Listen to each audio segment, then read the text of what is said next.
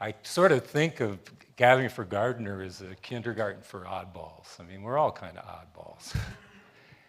And I actually am very interested in the kindergarten concept because it's cubes, and the title of this talk is All You Need is Cubes.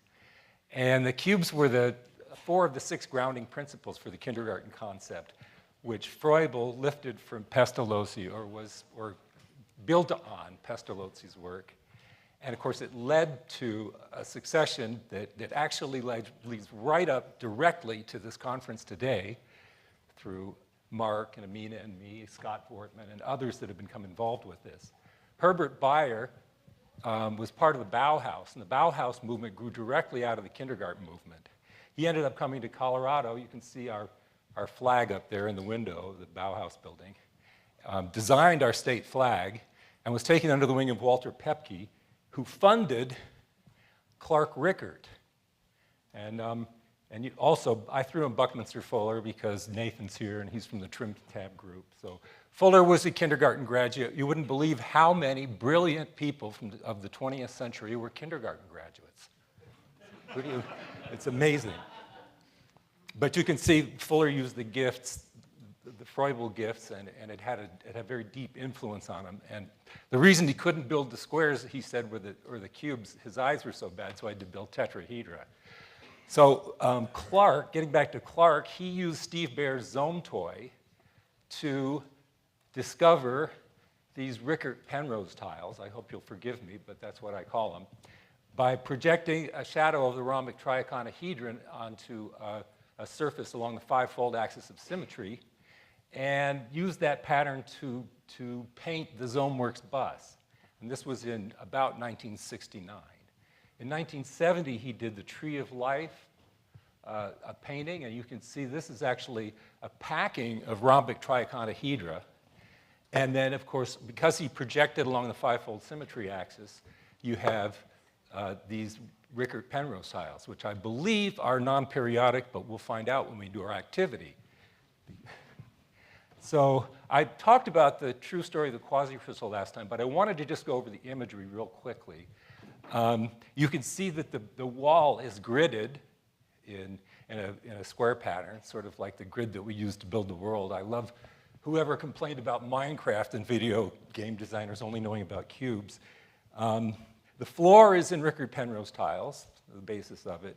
The Zometoy model way over to the left of the picture, where I am, yeah, the left of the picture, is the dissection. Well, it's actually the intersection planes of the 5 cubes of the dodecahedron, and you can see the lines on the surface. And there's a triacon in the middle. That's what the void space is. So this is what the 5 cubes look like. It's got 30 sides. 5 times 6 is 30. Divided by 2 is 15! So we got to it. So I didn't take out the other slide. Actually, the Scientific American is also included in this painting. It's on the second shelf down underneath that cluster of tricons.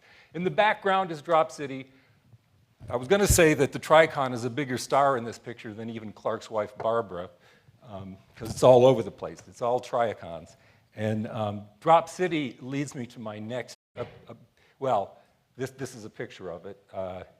I was going to apologize because the Drop City people, well, the Drop City was a dropping. And what was the dropping? It was an art event. It was sort of like performance art. And so I could tell you more, but you've experienced a dropping here, and I have to apologize to the G4G organizers. I didn't have a choice. My board voted unanimously, and your board didn't vote against me, so here we are. And I hope you take a chance to take a little closer look at that, because what we have is Richert-Penrose tiles on the inside in the shape of the tree, the tree of life. And on the outside, the leaves are Penrose kites and darts. So you can see this geometry sort of interchangeable. You can also build these Kepler tilings with those blue lines, or those 15 zone lines in the Zome tool. It doesn't actually fill the plane completely because you get these overlapping tangons that look like, I think Conway called them monsters. Yeah. All right, so let's see, what else do we have? Well, here's Marc teaching, sorry, go ahead. You forgot to mention that the node, which is a triconahedron, is a 15-dimensional space as well. all Yeah. these years that you've seen us build with the Big Zome, that's been in the 15D system. Here's my magic trip. This is a triconahedral node. I hope you look at it, pass it around, watch it disappear. Okay, so here's Marc teaching Sheckman and friends about the structure of quasicrystals using a tricon again. Here's the six-dimensional cube shadow, which has Scott Vortman's triple cross bobs in it, beautiful red bobs. Marc used to play a game with this. This is more about how many blue lines are in the 31 zone system. Well, you cover the number 2 and you multiply the other 2 numbers. So there's 15. It works for the yellows and the reds too. Try it. What else do we have? This is kind of what we're doing tomorrow, only a different version, because we're doing the tree of life. Only in 10 dimensions, maybe 15, if you can figure out how to finish your oddball. Your oddball is like a Kepler block, only it's projected from 15 dimensions into 6 dimensions. It's a squashed rhombic triconahedron. Please bring it to me. A couple more things. Take it apart. Don't break it apart. If it works perfectly. Here's Scott with his model. Come on up, Nathan. Show it real quick. We made this last night at the activity. It's a stretched hyperdough. Scott can build that in V-Zome in probably 15 seconds. It took us a couple hours last night to do it for real. He also made all the orange lines and the double yellows. We love V-Zome. We love Scott. He's visiting Steve Baer there, the discoverer of the 31 zone system. And Baer, the first thing that Baer said when he walked into the room was, "That's beautiful." And it was. And it still is. You're all beautiful. Thank you.